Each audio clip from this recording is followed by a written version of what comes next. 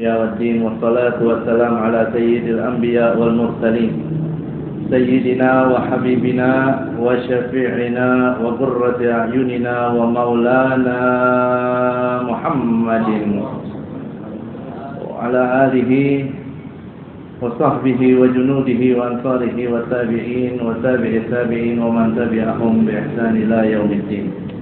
أما بعد سبحانك لا علم لنا إلا ما علمتنا إنك أنت العليم الحكيم فرب اشرح لي صدري ويسر لي أمري واحلل عقدة من لساني يفقهوا قولي اللهم ارزقنا فهم النبيين وحفظ المرسلين وإلهام الملائكة المقربين آمين يا رب العالمين.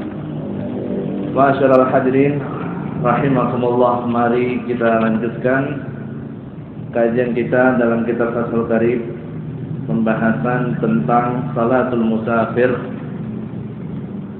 yang pada taklim kemarin kita sudah membahas mukaddimah pembukaan tentang salat musafir. Sebagaimana maklum bahwa orang yang sedang dalam safar, Allah Subhanahu wa taala memberikan dua rukhsah, dua keringanan di dalam salatnya, yaitu qasar dan jama'. Mengqasar salat yaitu meringkas salat rubaiyah yang 4 rakaat menjadi 2 rakaat, dan menjama' salat yaitu menggabungkan 2 waktu salat ke dalam 1 waktu, maupun itu jama' takdim ataupun jama' ta'khir. Dan pertama di kitab kita yang akan dibahas dari salat musafir yaitu tentang mengqasar salat. Wa jawazu qasr salat ar-rubaiyah bi 5 syara'it. Al-awwalu an yakuna safaruhu ay shakhsu fi ghairi ma'siyatin. Huwa syamilun lil wajibi ka qada'i dain wa lil mandubi ka silatur rahim wa lil mubah ka safarit tijarah. Amma safarul ma'siyah ka safari li qat'at tariq fala yatarakhas fihi bi qasrin wala jam'in. Dan dibolehkannya mengqasar salat ar-rubaiyah bi 5 syara'it, yaitu dengan 5 syarat. Dalam kitab kita disebutkan untuk qasar itu ada 5 syarat.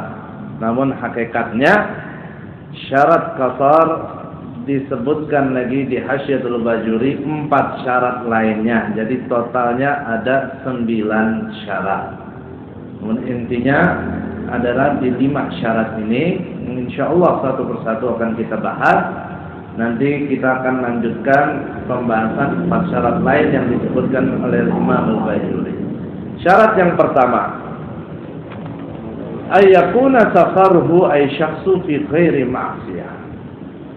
Hendaknya perjalanan yang dilakukannya, ya, seorang kalau dia mau melakukan qasar, perjalanannya itu bukan perjalanan maksiat.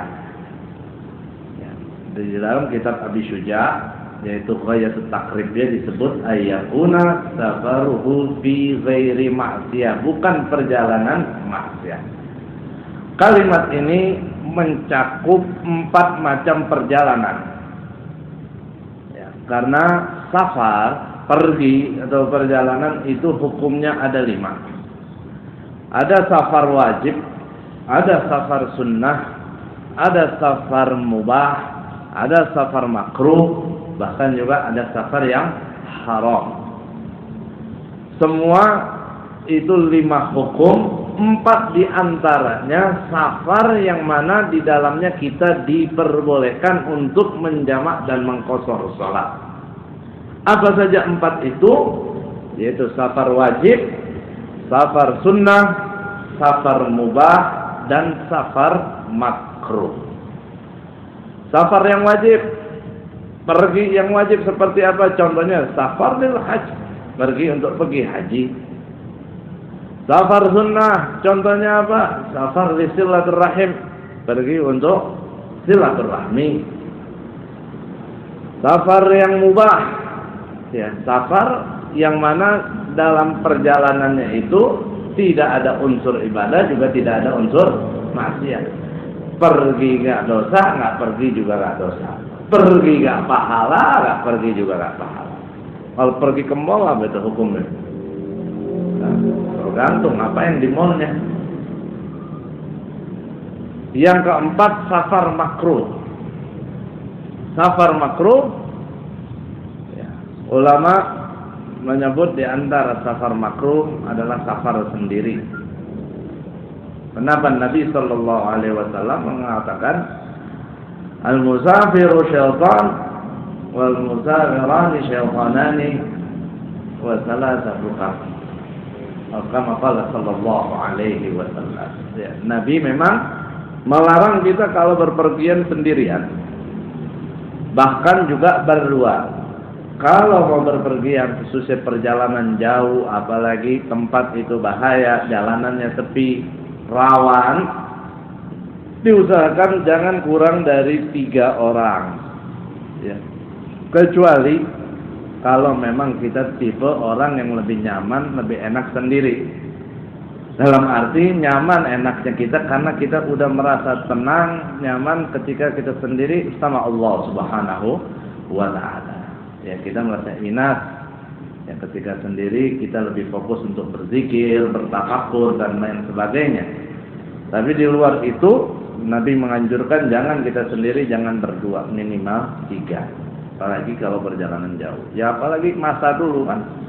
Ya, perjalanan di tempat jauh itu nggak semudah sekarang. Ya, sekarang alhamdulillah udah ada mobil, udah ada motor. Biar kata pergi sendiri, ujungnya di luar rame-rame juga kan. Ya, sampai rame, sampai macet. Kalau dulu, ya kalau udah malam, udah kagak ada penerangan. Nggak ada yang namanya pelang jalan yang ngandalin bintang untuk arah. Yang nggak ada jalanan namanya di aspal, jalanan dicor, lampu merah, kagak ada zaman Nabi kayak begitu.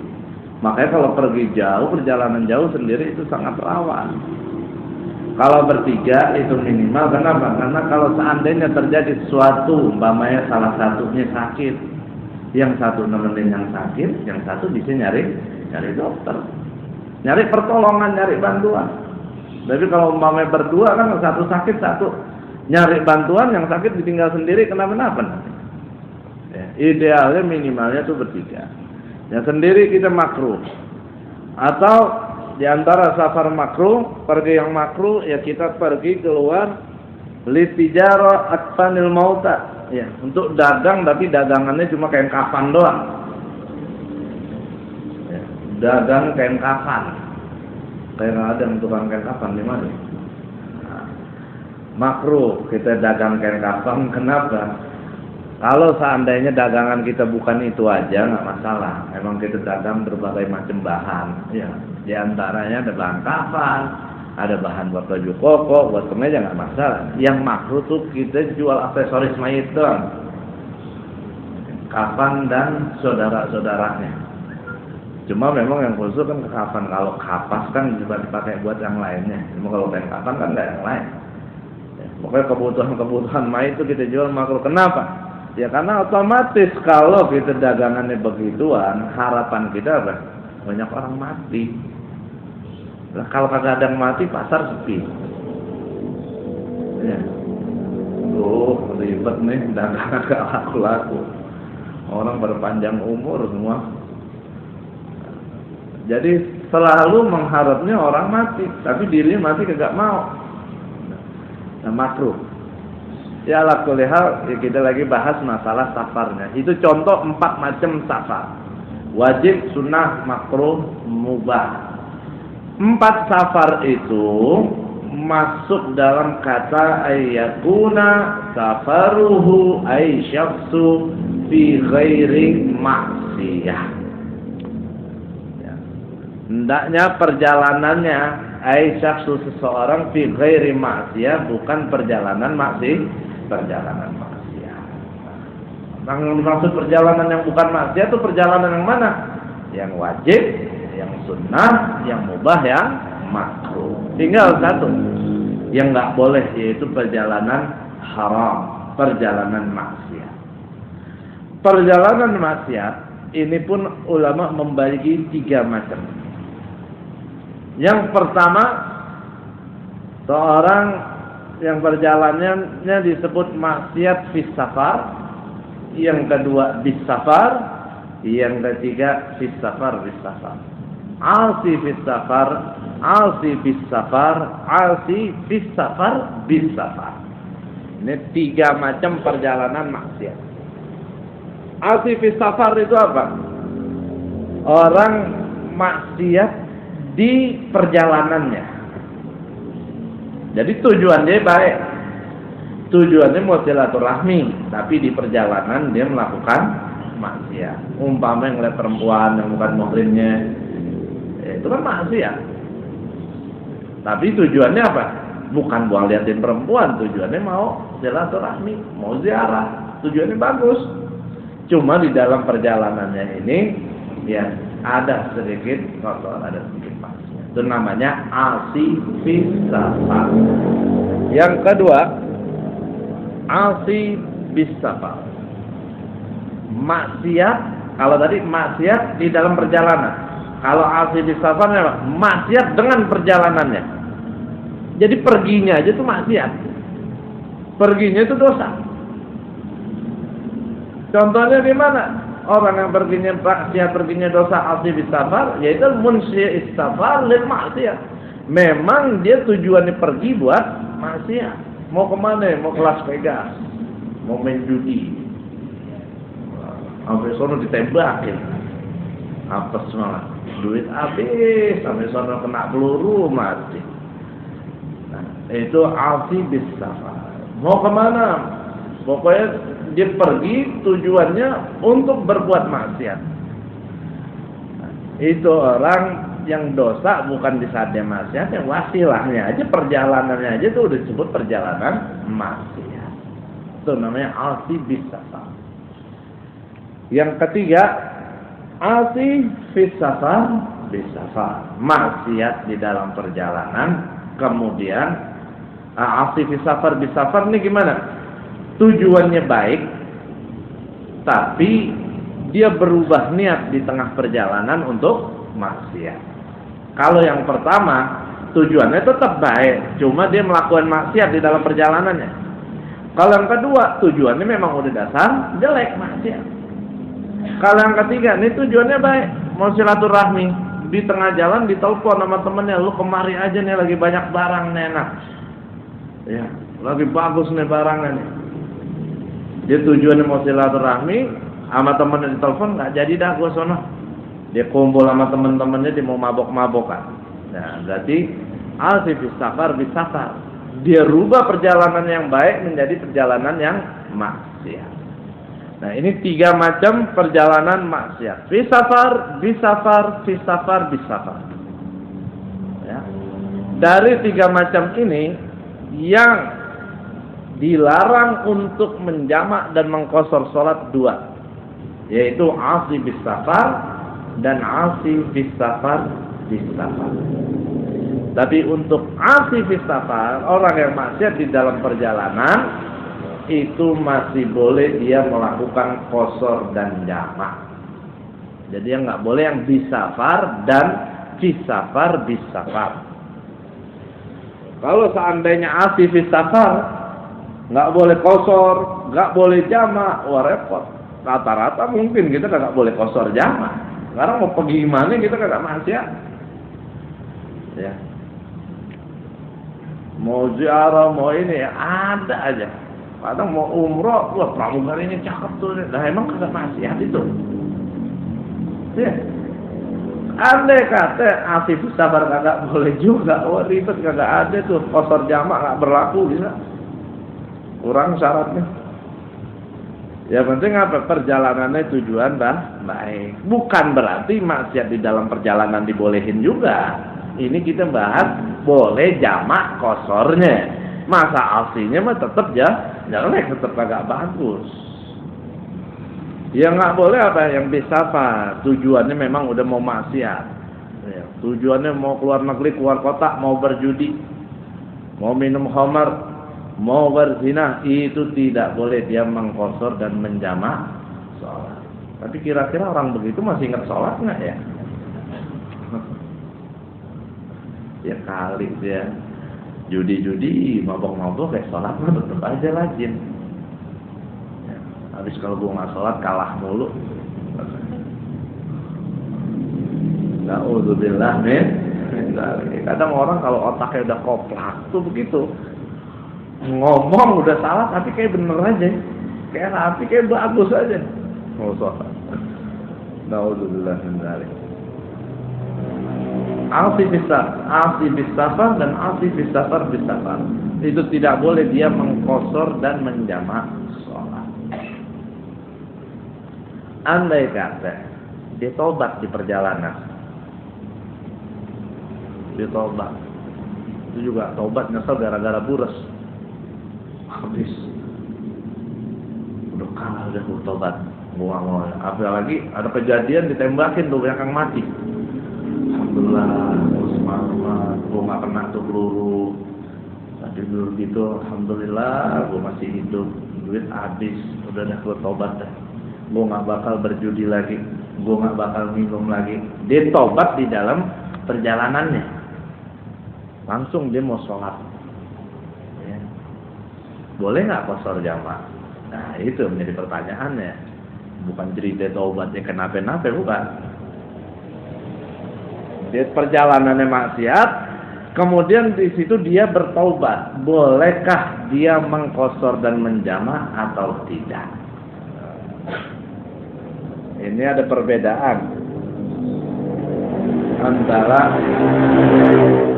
asi bis safar dan asi bis safar dan asi bis safar.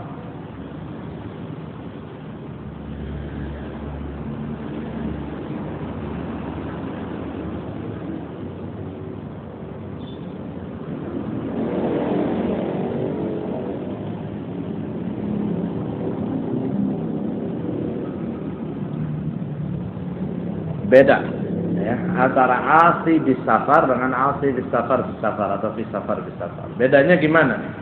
Kalau orang tujuannya memang udah maksiat, ya, dia tobat, boleh nggak dia qasar dan jamak? Kalau memang udah perjalanan dia sampai di situ, nggak dia melanjut perjalanan lagi, berarti dia tidak boleh. Ya, kenapa? Dengan taubatnya baru di situ dia baru titik dimulai sebagai musafir. Tapi anak kasih contoh ini. Pamer tujuan dia pengen ke Semarang. Dia pengen berjudi di Semarang.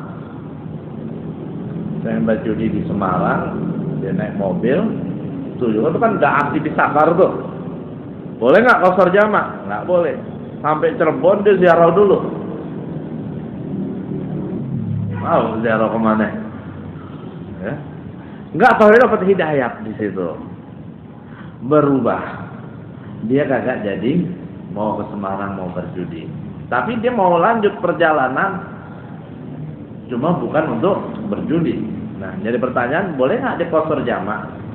Nah, karena tujuan pertamanya dia mau maksiat, pas dia sampai Cirebon, dia tidak boleh mengqasar menjamak kecuali kalau dia masih lanjut perjalanan yang jaraknya masih lebih dari 2 marhalah.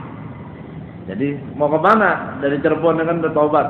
Saya mau ke Pekalongan aja dah, mau ziarah-ziarah. Nah, dari Cirebon Pekalongan masih ada 100 kilo. Berarti dia boleh menjamak qasar. Dihitungnya bukan dari rumahnya tuh, tapi dari tempat di mana dia tobat. Itu kalau asi bis safar. Tapi kalau andai kata udah sampai Cirebon dia tobat, dia nggak mau langsung balik aja, nggak boleh dia mengqasar jamak. Ya. Nah, kalau andainya asi bis safar, tujuannya baik, dia pengen ziarah, dia pengen silaturahmi, tapi di tengah-tengah niatnya berubah, pengen maksiat, kan nggak boleh juga dia qasar jamak. Ya. Sama yang tadi asi bis safar. Bedanya apa? Kalau dia tobat, yang jelas kalau memang perjalanannya udah 2 marhalah, dari tempat taubatnya dia sudah boleh untuk mengqasar dan jamak. Walaupun setelahnya dia nggak ada perjalanan lagi. Yang penting udah 2 marhalah. Kalau yang pertama tadi Kalau ada lanjut perjalanan sampai 2 marhalah, boleh dia qasar jamak. Tapi kalau enggak, tidak boleh. Kalau yang kedua ini, dia tobat dari Cirebon, tobat dia, udah boleh dia jamak qasar di situ. Kenapa? Karena memang dari awal dia punya tujuan untuk baik. Itu asif bis safar atau bis safar. Ayyakuna safaruhu ay syakhsu fi ghairi ma'siyatin. Syarat yang pertama intinya orang boleh qasar jamak salat perjalanannya bukan perjalanan maksiat. Wa syamilun lil wajib. Perjalanan maksiat itu mencakup perjalanan yang wajib. Seperti apa? Di sini dicontohkan qadha'id dain.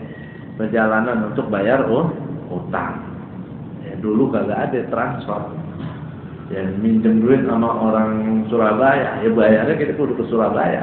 Kagak ada transfer, nggak bisa transfer, ngirim nggak ada. Nah, wajib kita dari Jakarta jalan ke sana untuk bayar utang gitu. Ini contoh tahu tadi kita contohin apa pergi haji. Walil mandub, perjalanan fi ghairi ma'siyah itu masuk perjalanan yang mandub, perjalanan yang sunnah. Seperti apa? Silaturahim, yaitu perjalanan bentuk silaturahmi. Walil mubah, perjalanan fi ghairi maksiyah itu juga masuk perjalanan yang mubah. Kasafari tijarah, ya. Seperti safar untuk tijarah, untuk dagang. Dan juga masuk juga perjalanan yang makruh, cuma makruh nggak disebut nih di kita. Seperti apa? Perjalanan di tijarah di apa? Untuk dagang, tapi dagangnya kan kafir. Itu 4 safar masuk dalam kata fi ghairi ma'siyah. Amma safarul ma'siyah, adapun perjalanan maksiat.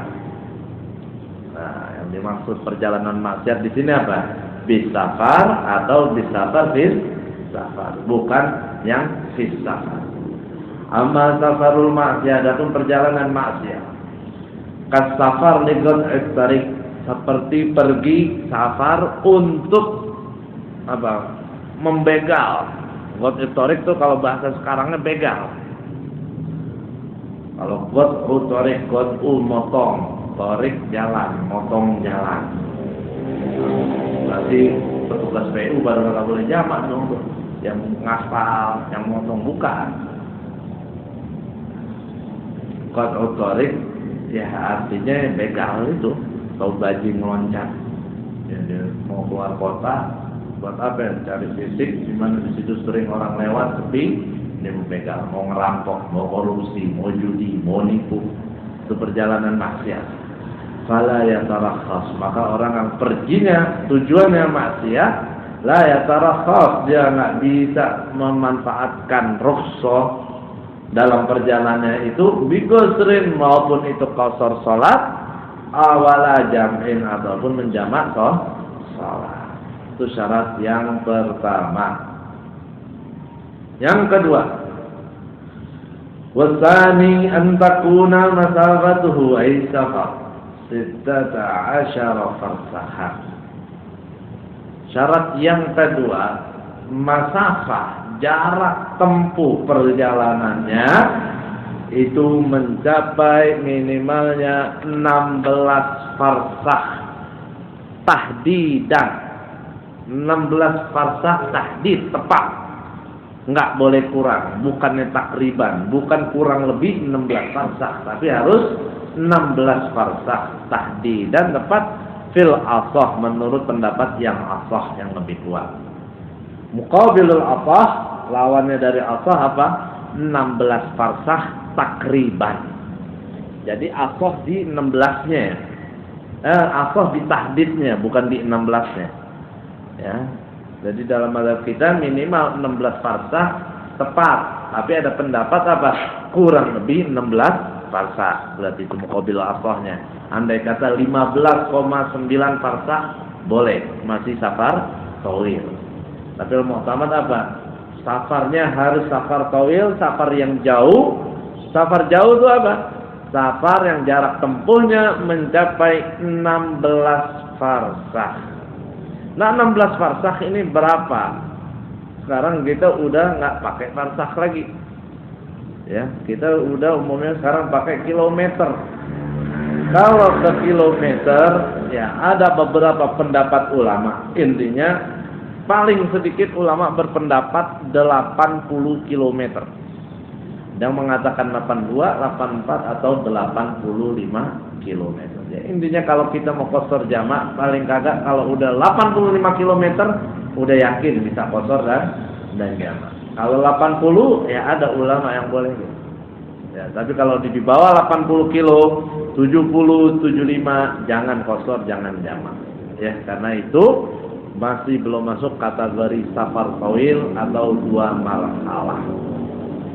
Ya, kalau di sebagian kitab seperti di kitab Safinatun Najah syaratnya disebut ayyakuna safaruhu marhalatain. Ya, biasanya kan begitu bahasanya. Marhalatain, 2 marhalah.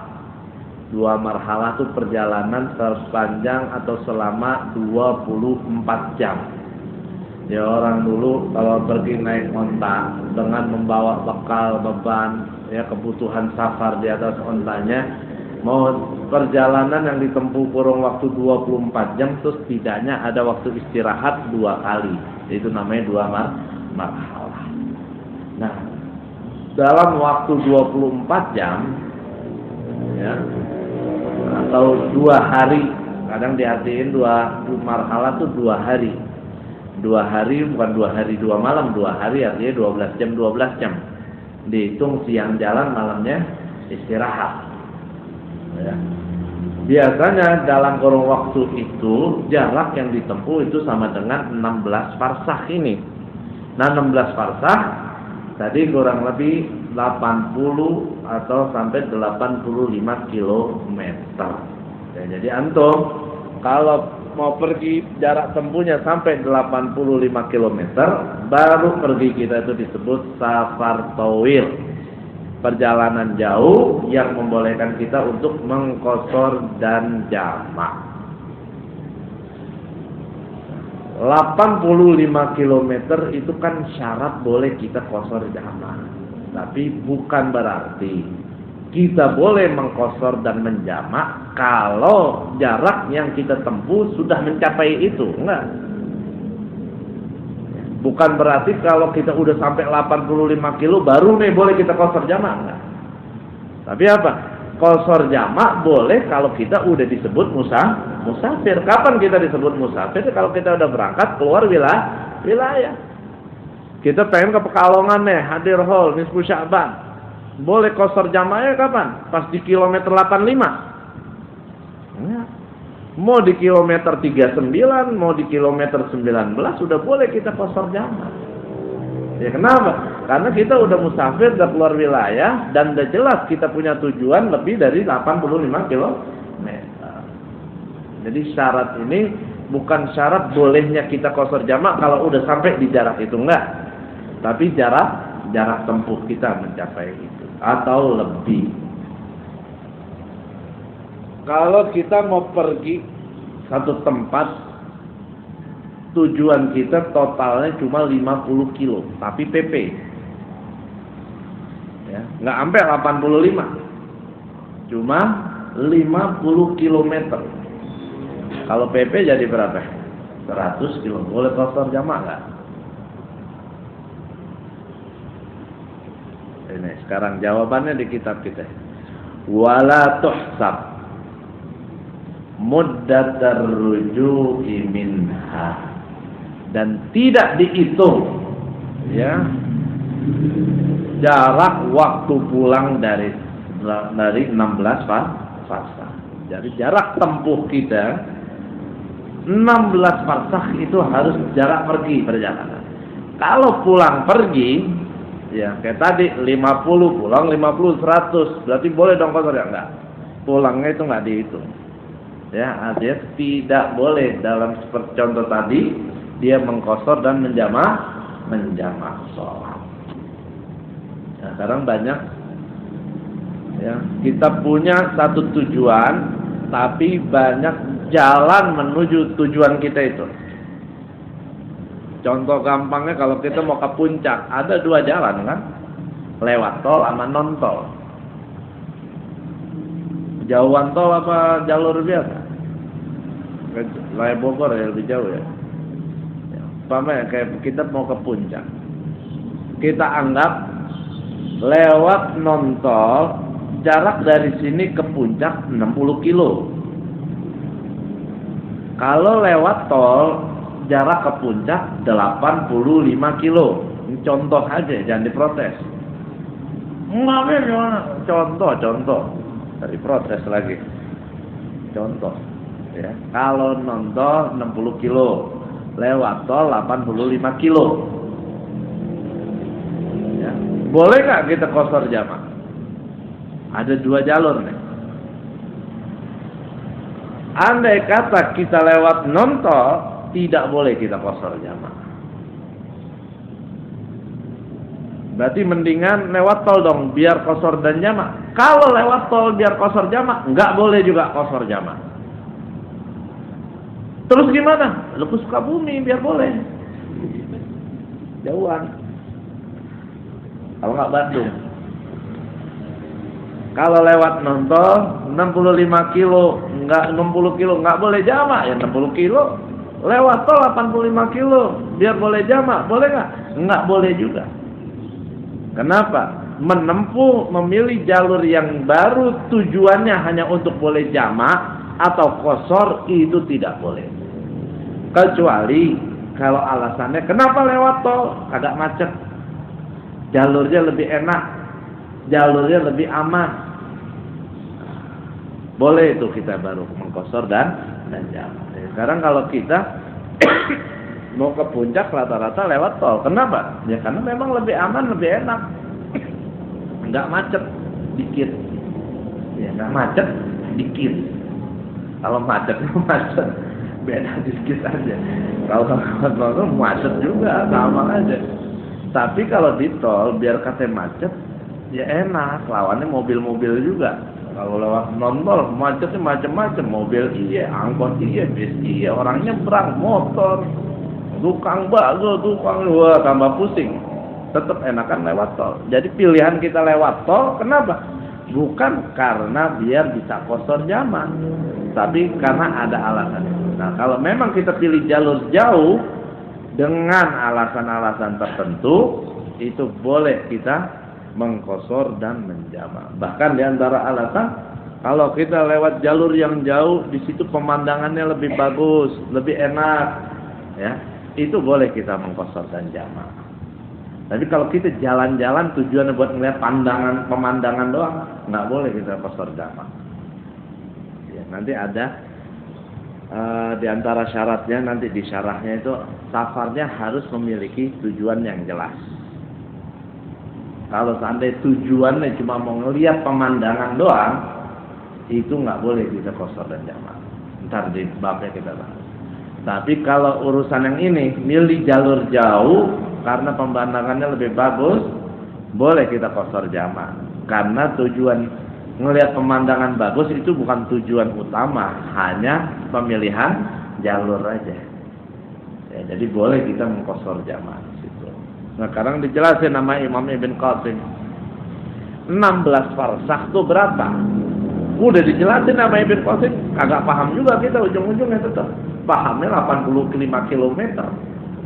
Ya karena apa di sini Imam Ibn Qasim nggak jelasin pakai meter atau kilometer. Beliau jabarin nih. Wal farsakh, dan satu farsakh. Salah satu amyal itu sama dengan 3 mil. Ya. Wahina izin, maka dari itu kalau satu farsakh itu 3 mil, fa majmu'ul farasikh samaniyatu arba'una milan. Kalau 16 farsakh, satu farsakh 3 mil, berarti 16 farsakh sama dengan 48 mil. Kamu nggak ngerti juga kan gini? Wal mil.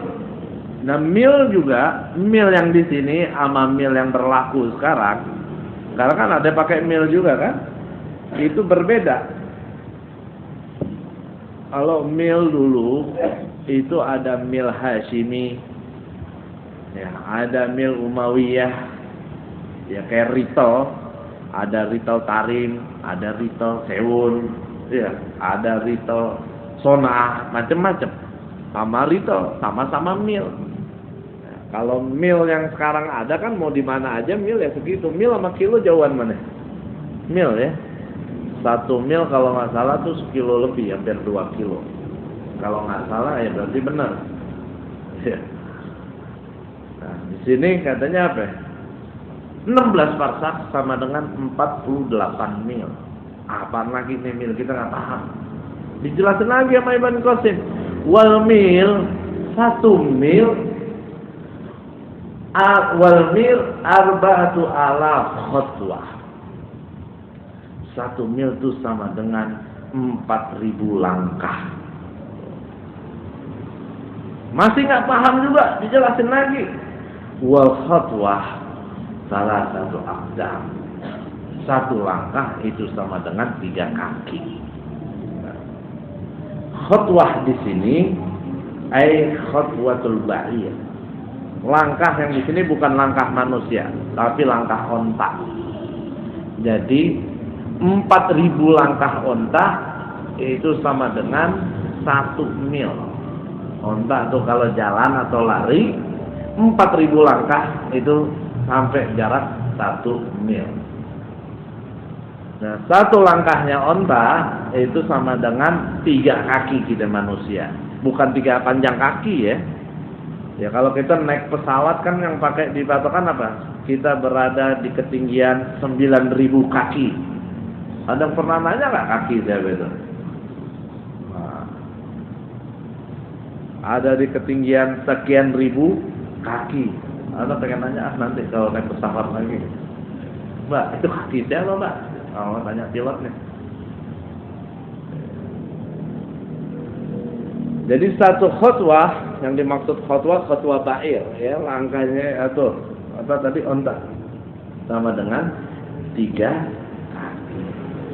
Berarti 16 parsah itu sama dengan berapa ratus ribu khutwah, tahu nggak? Tinggal kaliin aja di rumah. Nah, makanya tadi Nabi bilang, ini udah dijelasin sama Ibn Qasim, ujung-ujungnya nggak paham juga gitu ya. Karena pahamnya kita kilometer. Kalau kilometer kan 85 kilometer, udah ngerti. Apalagi sekarang ada GPS, enak. Ya kalau sekarang, ya dulu kan nggak ada GPS, nggak ada kilometer, nggak ngerti. Ya, jadi makanya pakai marhalaten. Ya matokin jarak itu, ya pakainya marhalaten. 2 marhalah, pokoknya 2 hari. Atau sehari semalam. Karena rata-rata perjalanan sehari semalam ya sampai di situ. Ya, kalau zaman dulu kan berangkat dari sini maghrib, besok maghrib tuh sampai kemana orang udah tahu, sampai pasti di tempat itu. Ya, karena udah umum perjalanan seperti itu dan nggak ada macet, nggak ada apa.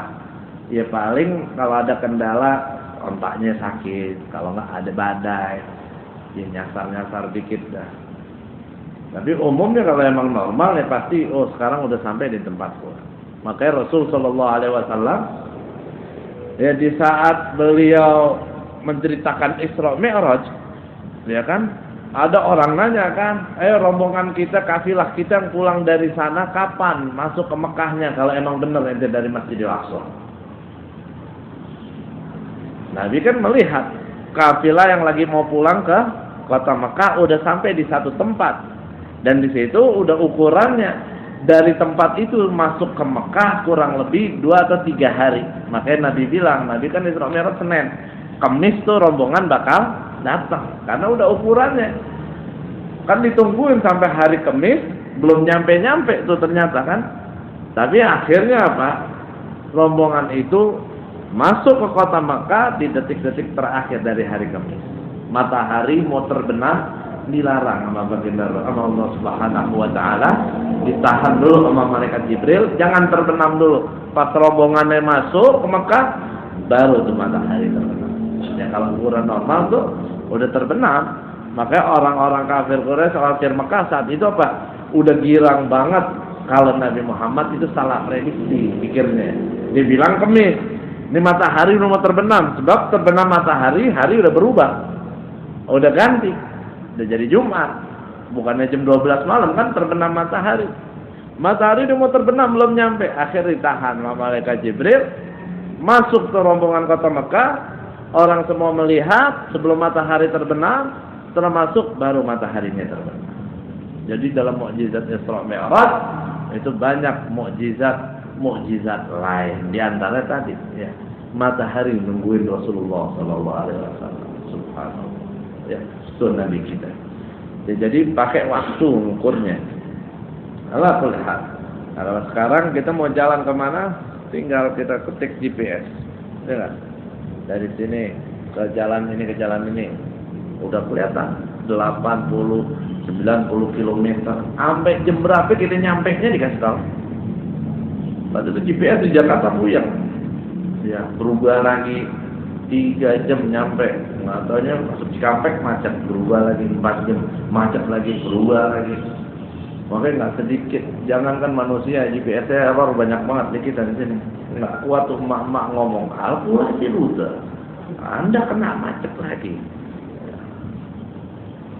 Teknologi itu di luar negeri mah cakep, di sini puyeng. Dia nggak mau lagi kalau ada kayak gitu pokoknya.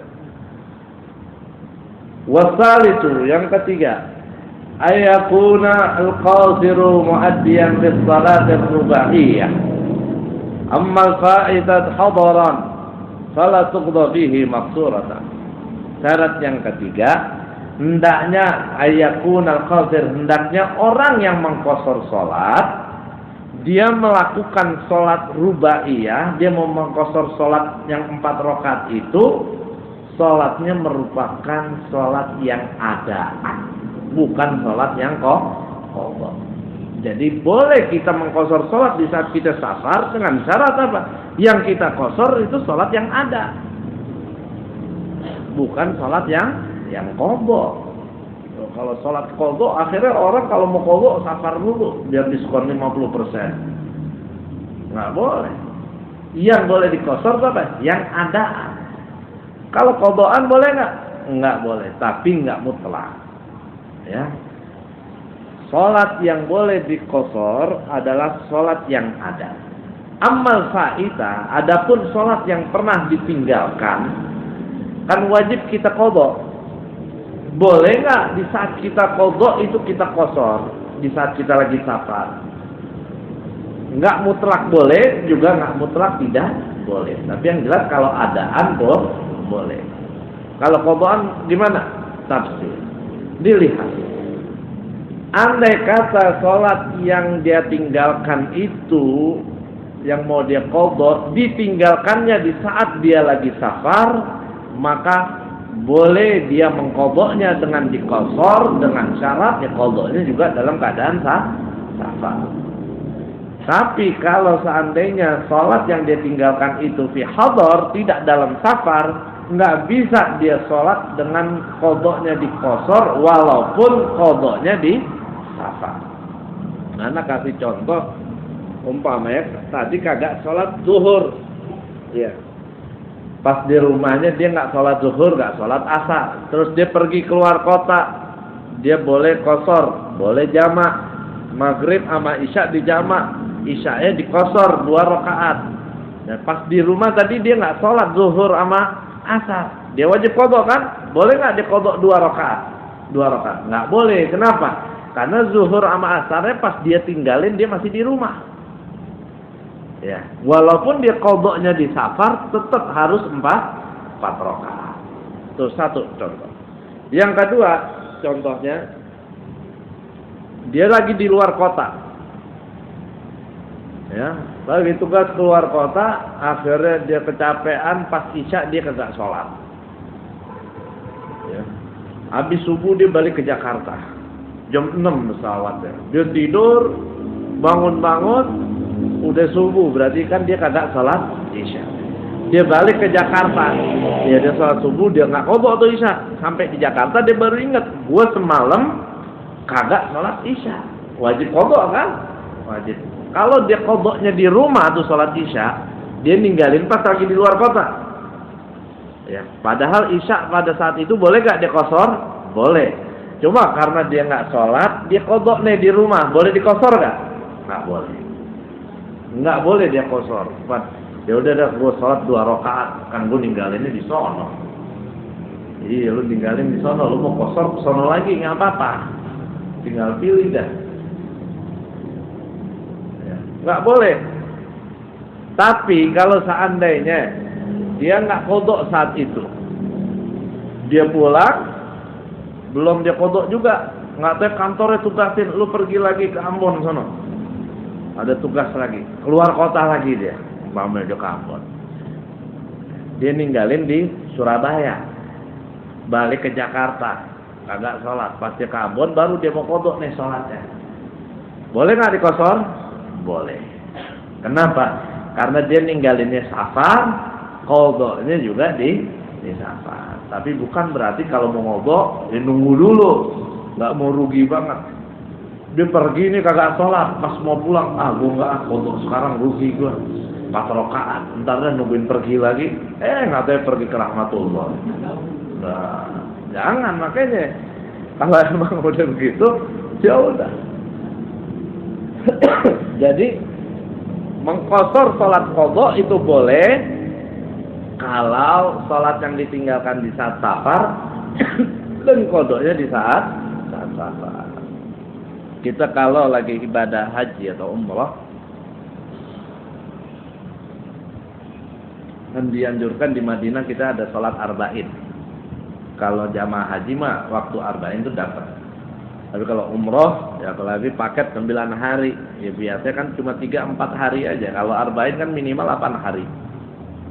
Sholat 40 waktu di Masjid Nabawi, kan ada fadilah sendiri. Nah, kalau seandainya kita ada kesempatan di Madinah, sholat di Masjid Nabawi nggak mencukupi untuk sholat arba'in. Al-Habib Muhammad Al-Haddar di dalam kitab Manasik Haji dan Umrahnya, beliau memberikan keterangan, penjelasan kepada kita untuk jangan kita sia-siakan kesempatan kita berada di sana untuk melakukan sholat arba'in. Jangan terpaku dengan waktu yang 8 hari. Memang ya asalnya kita bisa arba'in itu harus 8 hari. Tapi kalau seandainya memang kesempatan kita di bawah itu nggak sampai 8 hari, cuma 3 hari, gimana biar kita dapat arba'in? Ya beliau sarankan sholat sampai arba'in di situ, ditambahnya dengan apa? Dengan sholat-sholat qadha. Ya, kita mengqadha sholat-sholat yang pernah kita tinggalkan. Ya, kalau 3 hari di sana berarti kan cuma 15, ya kan? Biar dapat arba'in berarti apa? Kita butuh 25 sholat lagi. Ya kita qadha sholat.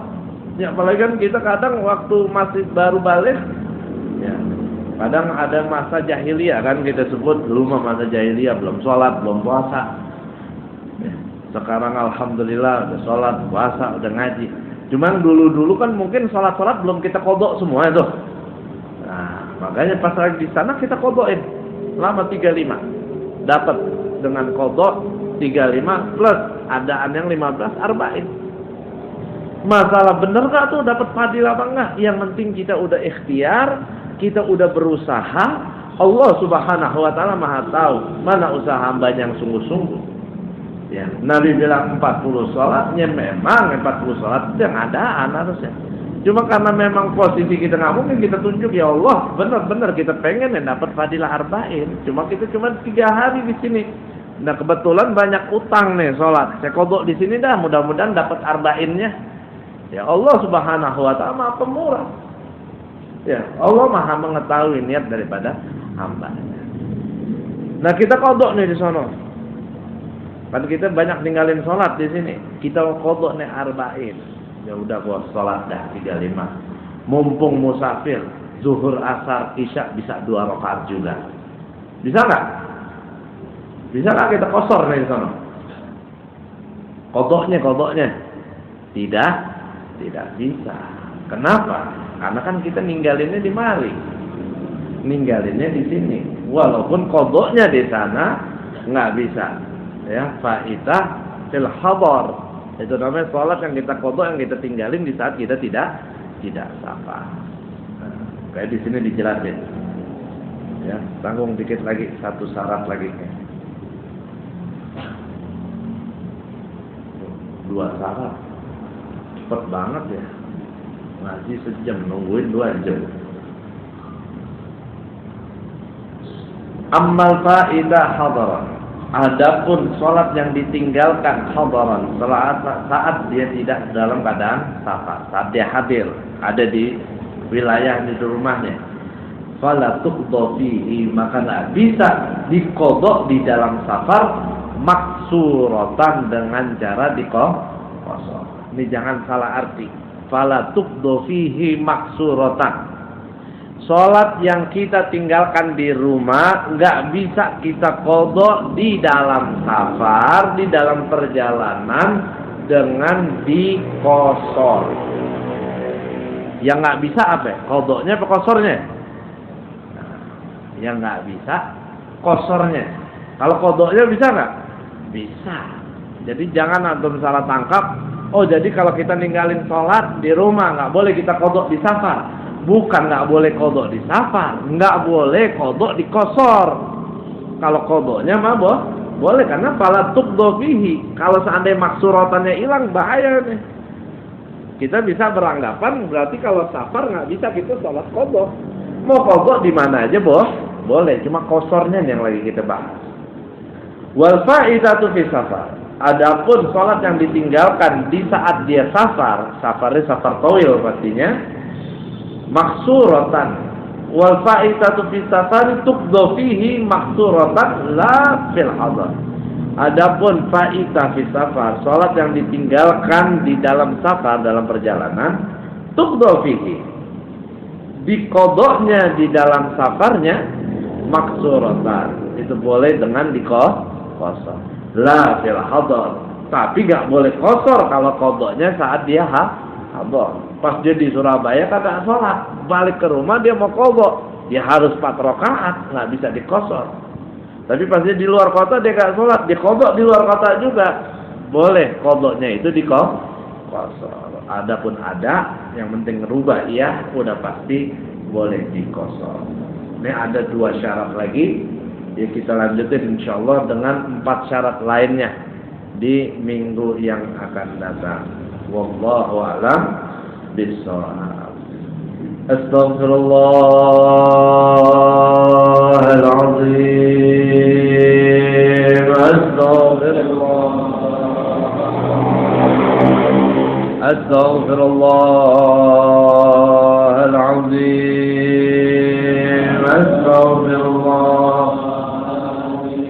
Astaghfirullah.